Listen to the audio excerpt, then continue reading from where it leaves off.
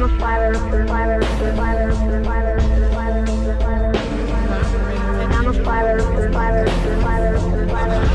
tickle your imagination.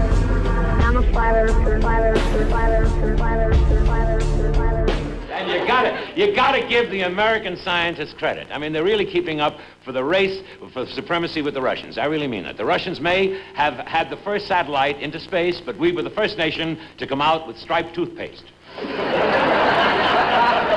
That's for people with striped teeth. And how about that moon rocket? I don't know if you know how it works, but it comes in 3 stages. First stage, second stage, and somebody goofed. They said it couldn't be done. And it couldn't.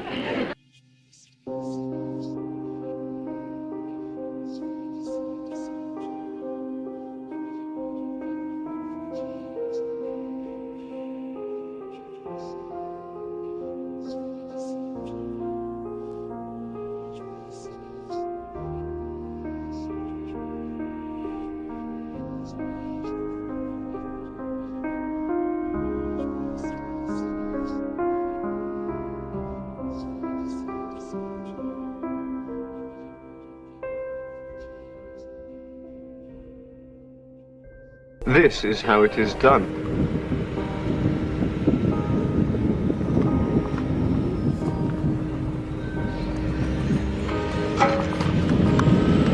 Sunday rain on my parade washed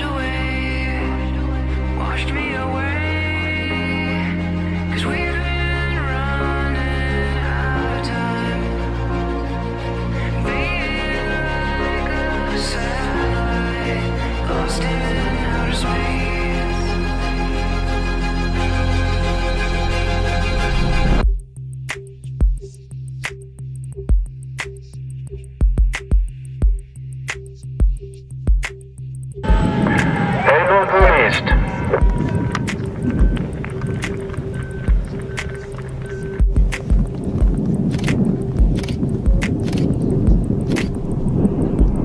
We build it up to fall apart and see the end before it starts. Ooh, baby, it's cold in here. I'm chasing you down this trail of tears to your hiding place.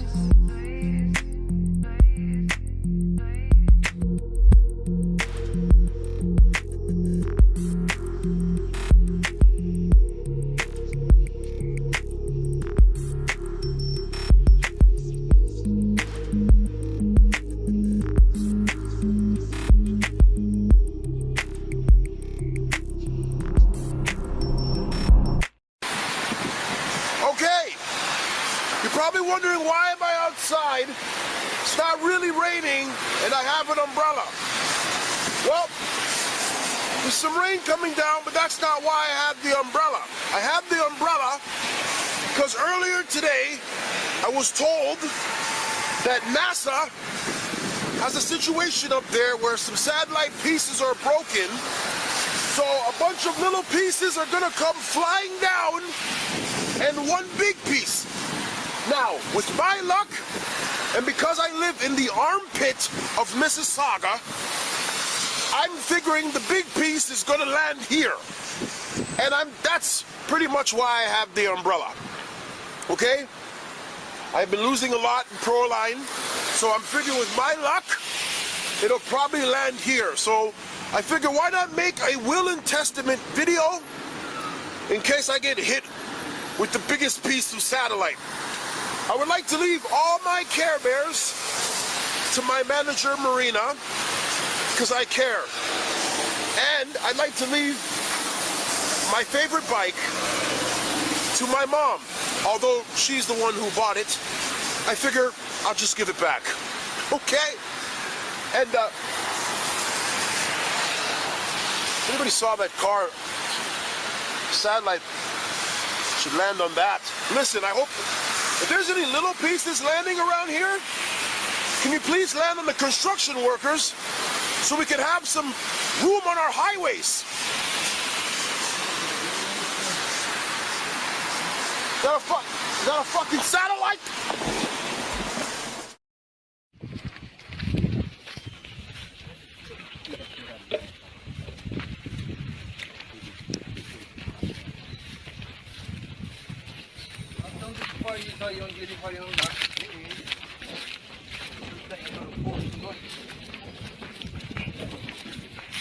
A imprensa chegando. Como foi pra você achar esse troço aí, seu homem? Seu ladrão de drone? Como? Esses moradores. Daquele ali, esse morador caiu na fazenda dele, foi? Na fazenda dele. We build it up to fall apart and see the end before it starts. Ooh, baby, it's cold in here. As the giant helium balloon was launched into the air, its precious cargo became a high-speed projectile. Unexpected strong winds pushed the 2-ton platform of scientific instruments off course and onto a path of destruction. Justin Trotter's car was tipped over. He can be seen here running for his life. While Justin Trotter was inspecting the damage, NASA scientists were picking up the pieces of years of work. The balloons are launched into the stratosphere carrying cutting-edge telescopes that help give astronomers and scientists a much clearer view of space. One balloon was successfully launched earlier this month, and NASA is adamant it will have another ready for takeoff shortly.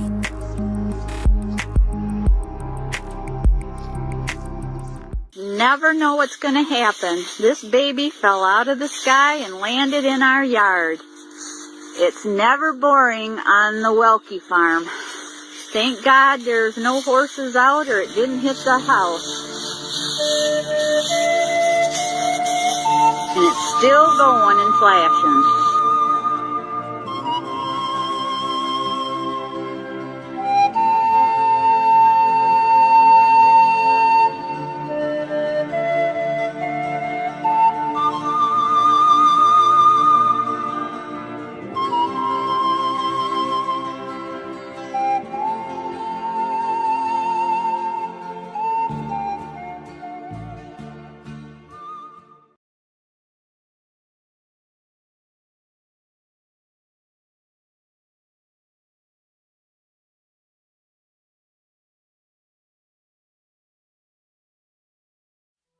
Inside the massive hangars at Moffett Federal Airfield, Google is attempting to do something that balloon experts deemed impossible: deliver high-speed internet access to the most remote corners of the globe. This is something that has never been asked of balloons before, to be reliable.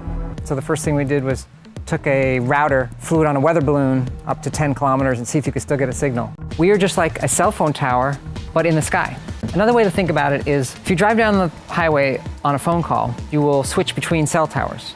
And as one balloon goes overhead, another balloon comes in range, and you're switching between one balloon to another. The balloons today can cover 5,000 square kilometers on the ground. You can get 15 megabits per second to your phone, or if you have a little MiFi device, you can get 40 megabits per second from the balloon. I remember when we were building balloons, and they would go up and pop and come back down. We do a lot of different tests with balloons built in different ways. They might be a different shape, they might have an extra feature, we might change the dimension of a feature and try and figure out what works and what doesn't. Our longest lasting balloon was up for 173 days until we brought it down. Now we've gotten to the point where most of the balloons will last over 100 days. This balloon has a constant volume and there is helium in it. We have another balloon inside the balloon that we fill with air. Just that's what happens. And the balloon is going to go down. It's easy to steer the balloon. You go up, use this wind, then go down, use this wind, and go up. Over the last 6 months, Google has run tests with Vodafone, Telstra, and Telefonica. It's too expensive to build wires and cell towers and fiber optics out to all these remote rural regions. It's still early stages in our project in terms of figuring out how big it can grow. It's great for bringing internet to 4 billion people on Earth who don't have it. An inflatable plastic balloon satellite, 100 feet in diameter, tall as a 10-story building, inside a 26.5-inch magnesium container. The latter is mounted in the nose of a 3-stage 92-foot Thor Delta rocket. Highlighting one of the nation's proudest days in space, the satellite will serve as a reflector for radio waves that bounce back to Earth, paving the way for a new kind of worldwide communications. The rocket at Cape Canaveral carries the balloon and 30 pounds of powder, which will turn to gas and inflate it at a height above 1,000 miles. At 5:40 a.m., the launching.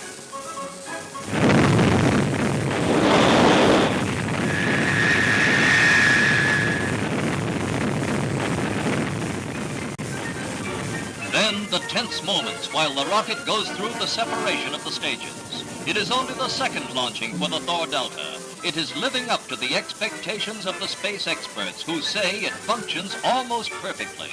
With extremely precise guidance, it is placing the balloon satellite almost exactly into the desired 1,000-mile-high circular orbit.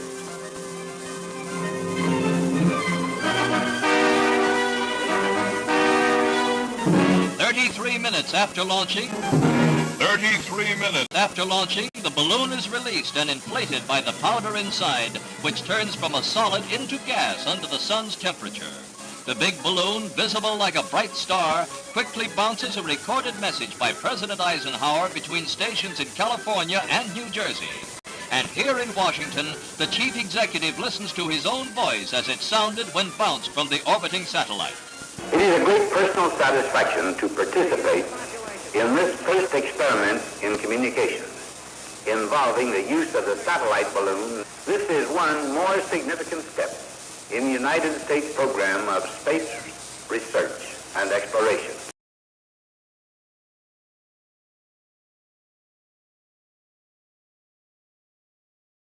Between pine-covered hills near Palestine is one of the best-kept secrets in East Texas. The Columbia Scientific Balloon Facility is a renowned balloon launch site involved in world-class scientific research.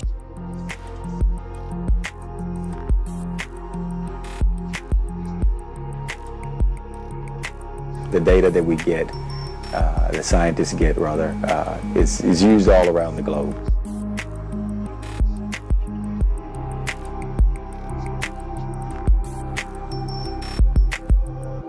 The National Scientific Balloon Facility was moved to Palestine in 1963. It has recently been renamed the Columbia Scientific Balloon Facility in honor of the Columbia crew and is under the sponsorship of NASA. When I first came to work here, it was we were launching a lot of small balloons, 11 million cubic foot balloons and 4 million cubic foot balloons. But as time progressed, we got to launching the bigger, heavier balloons that lift 8,000 pounds. For balloon launches throughout the world, including Antarctica. A number of the facility's balloons are launched each year from that icy land with its 15 plus to 20 below temperatures. The balloons, made of material as thin as trash bags but bigger than football fields, are inflated with helium and launched on journeys to the edge of space. The data gathering and scientific experiments they carry out can be accomplished at a fraction of the cost of rockets. A lot of people think that what we do has to do with forecasting the weather. Weather forecasting, it's not, although weather monitoring for launches is part of the job. But what about sorting out the Big Bang Theory, detecting cosmic rays, measuring ozone layers, and hundreds of other scientific experiments that most of us don't understand? But what is accomplished by the Columbia Scientific Balloon Facility may well affect our lives and those of our children as long as this planet spins.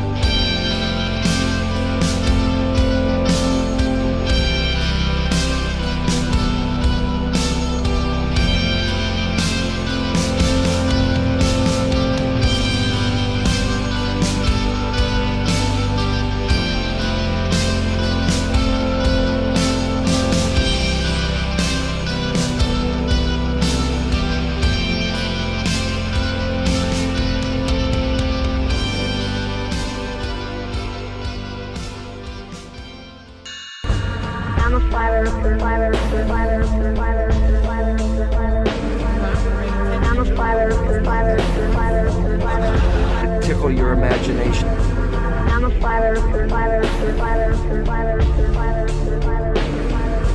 I'm a fighter, fighter, fighter, fighter, fighter.